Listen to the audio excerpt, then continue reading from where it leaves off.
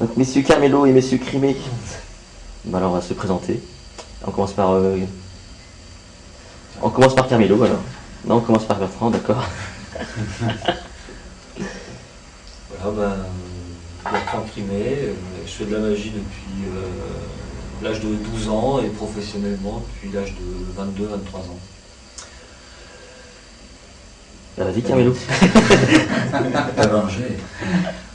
Moi c'est Carmelo, voilà, je suis italien. Vous allez voir avec mon accent. C'est pas un faux en fait. Oui, c'est pas un tout. Moi j'ai commencé la magie, comment j'ai commencé la magie, j'ai dit toujours... en fait c'est mon père qui m'a appris la magie parce qu'il m'a fait apparaître et après il a disparu. C'est ça. C'est la magie ça. Voilà, voilà, bah, écoute, je baigne depuis un moment dans la magie, dans le théâtre, D'accord. dans le spectacle en général. Ouais, vous êtes vachement, enfin, vous êtes assez ouvert sur plein d'arts quoi. Vous êtes magicien, mais vous êtes aussi attiré par tout ce qui est mime, je crois, tout ce qui est théâtre. C'est-à-dire que tous les deux on a fait en fait du mime. Moi j'avais fait l'école Marceau, Carmelo avait fait l'école de Crou. Et au départ on avait un petit peu une obsession qui était de mélanger le mime et la magie. Et puis après ça s'est ouvert en fait au texte et puis à... Parce que au tout début c'était quoi? Vous avez tous les deux commencé d'abord par la magie? C'était votre premier... Moi personnellement je commençais plus par le théâtre. D'accord. La magie c'est venu après. Bon. Et Bertrand, Moi j'ai commencé par la magie, donc à l'âge de 12 ans avec les livres de Jacques Delors, la magie des cartes, toutes ces choses-là. Et ensuite j'ai fait l'école Marceau et puis et du théâtre. D'accord. Donc la magie est venue plus tard. oui, moi j'ai commencé par le théâtre, un peu le théâtre, la comédie de l'art, un peu en Italie. Hein. Et après je me suis intéressé au mime, mais parallèlement j'ai découvert la magie. Et j'aimais bien mélanger les deux, tu vois. D'accord. Et votre tout premier tour de magie, c'était quoi? Ah, et moi, mon premier tour de magie,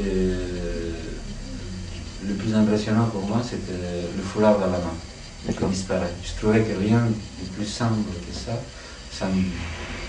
c'est ça que j'ai appris. En premier. En premier. D'accord. Ouais. Et toi Bertrand?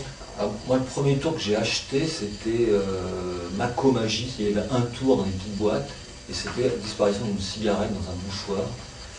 Et à l'époque c'était des faux pouces en métal avec la peinture qui s'écaillait.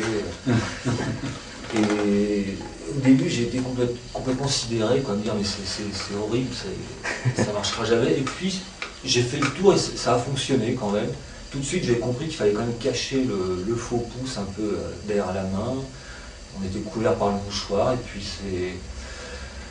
j'ai tout de suite vu que ça avait un énorme impact alors que les moyens paraissaient dérisoires, quoi. Et donc voilà. J'ai continué.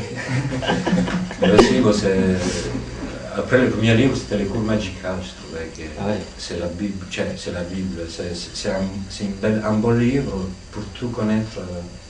En même temps je trouve que même en étant professionnel, des fois je rouvre ce livre parce que c'est d'une simplicité, mais tout ce qu'il y a, je trouve qu'il n'y a pas mieux.